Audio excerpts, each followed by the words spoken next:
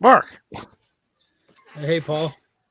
I need to find a better way to get your attention so you're not so scared when we do I'm these. sorry I'm jumpy, but I was reading this Gargoyles of Gotham, and I gotta tell you, I'm feeling the fear. I'm feeling the fear. Yeah, it is really good. And we're going to talk about that because this is kind of, sort of, an off week for DC Comics, the Gotham War, Batman, Catwoman. But we'll talk about both of those right after this.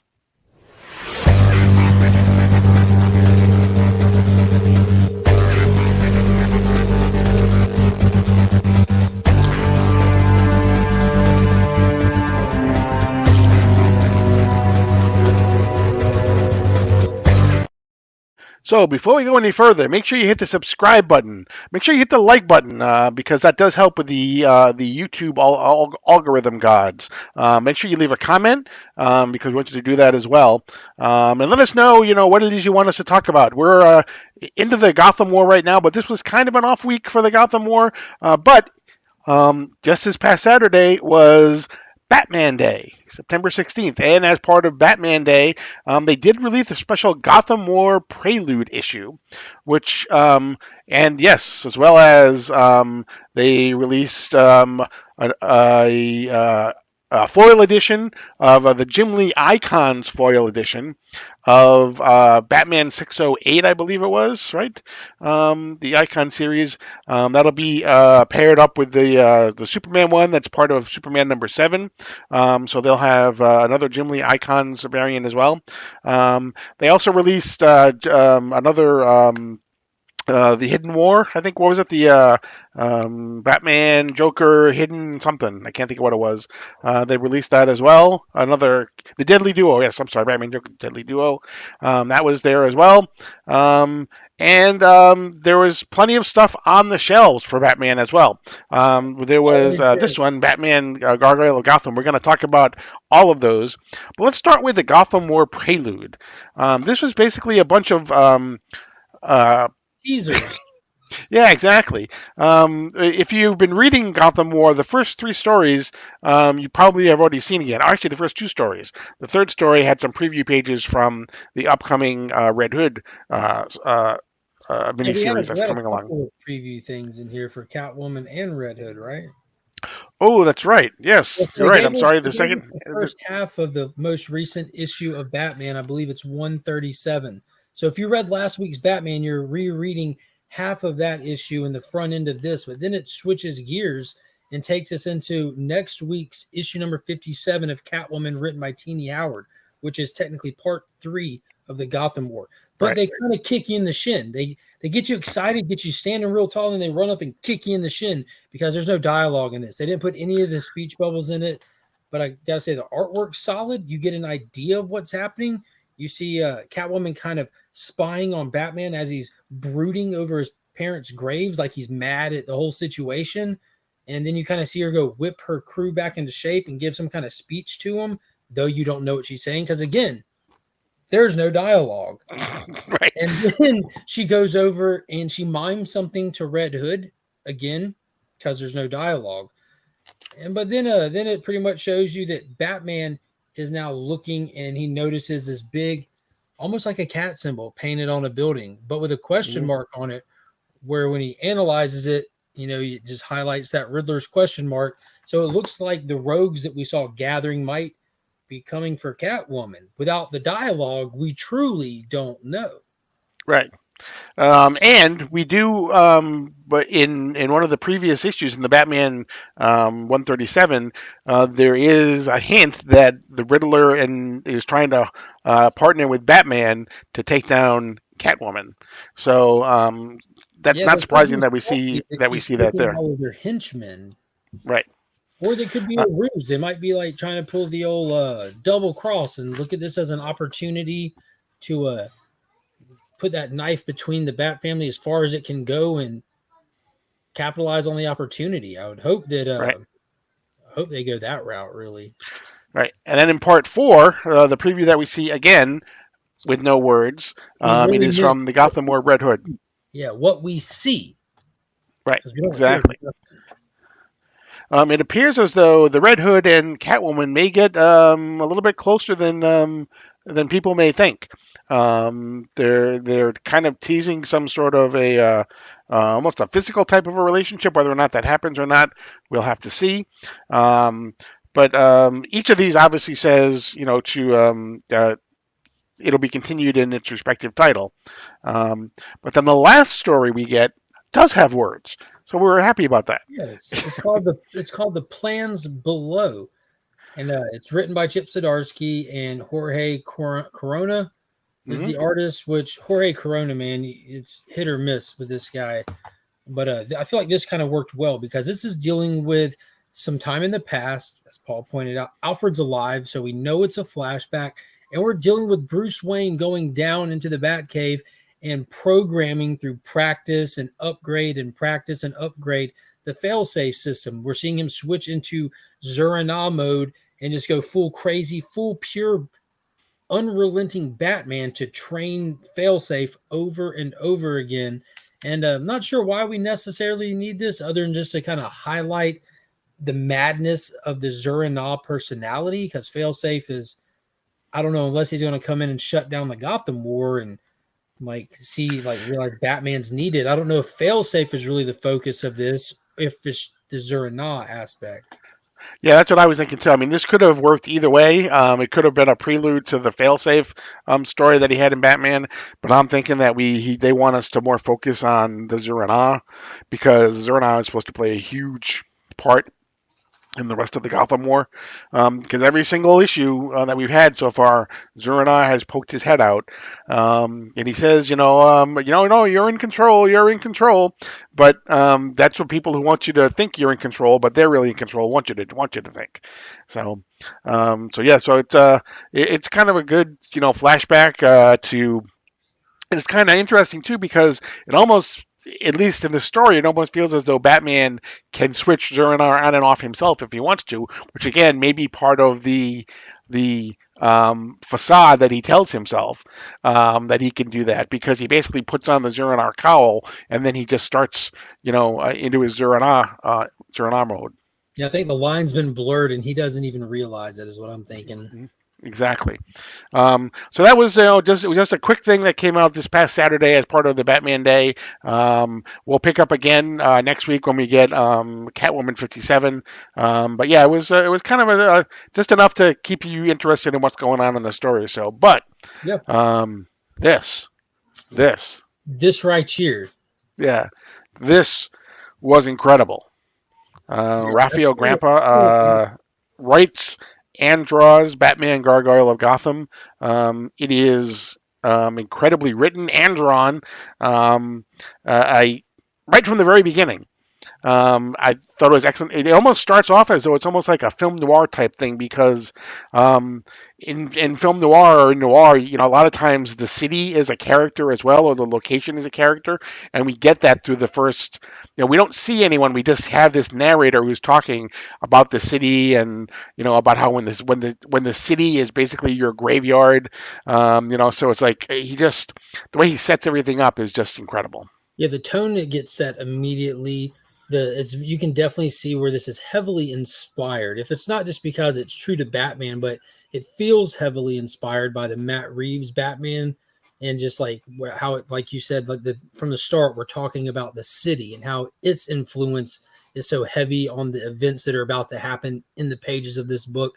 But with Rafael Grampa stepping over to his first written assignment for DC Comics, that's always kind of a cautionary thing because not all artists are meant to write, but sometimes they knock it out of the park.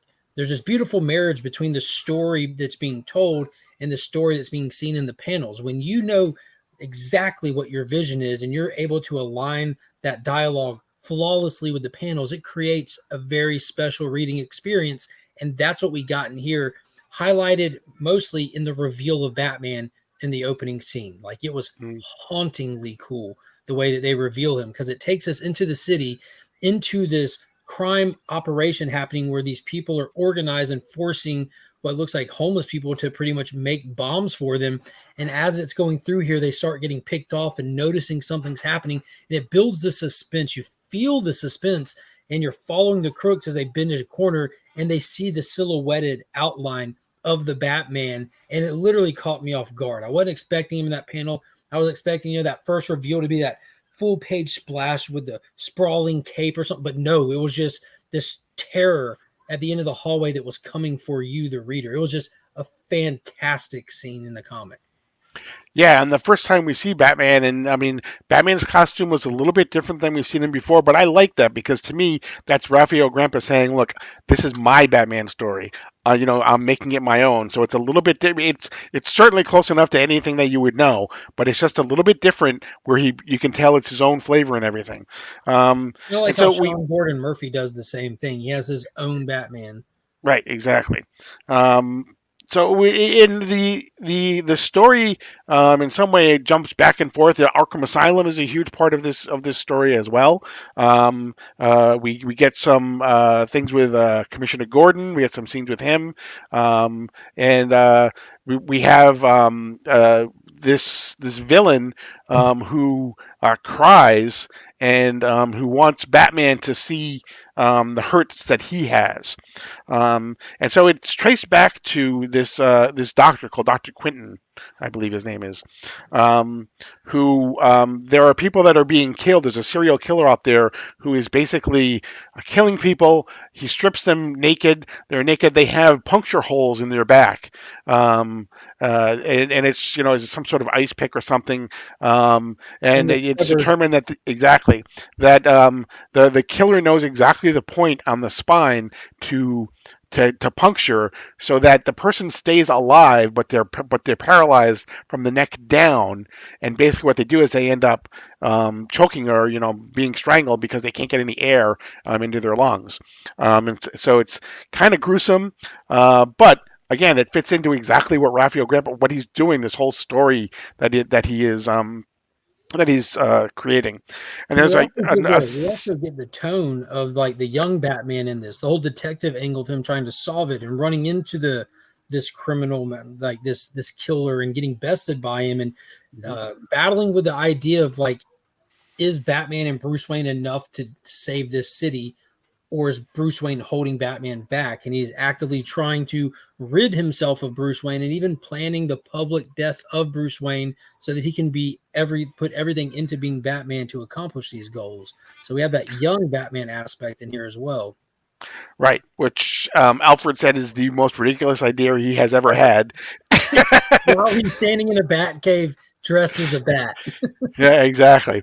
But yeah, so we have that as kind of a secondary story. Is Batman is planning to, or Bruce Wayne is planning. Batman is planning to somehow publicly kill Bruce Wayne so that he can devolve himself of the Bruce Wayne identity forever and just be Batman 24/7.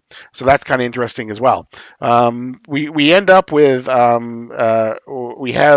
see a couple of different things. We see a new like Batmobile, which is kind of like it's almost like a coffin. There's no windows at all. Everything that he sees through his cowl. He has a 360-degree vision inside his cowl, that he can see everything that's out on the outside of the Batmobile.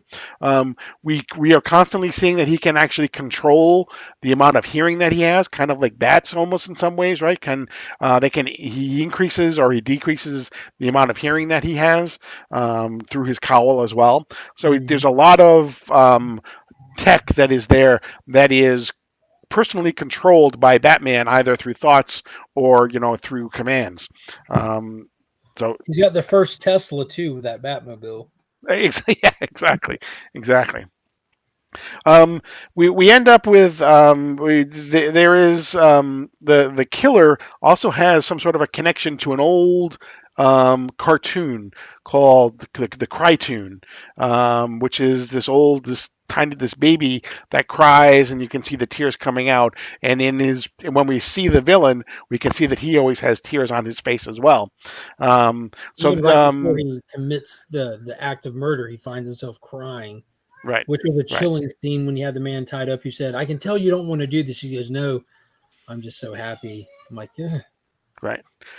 So they managed to figure out Jim Gordon manages to figure out that the people that have been killed all have a connection to this Dr. Quinton from Arkham Asylum.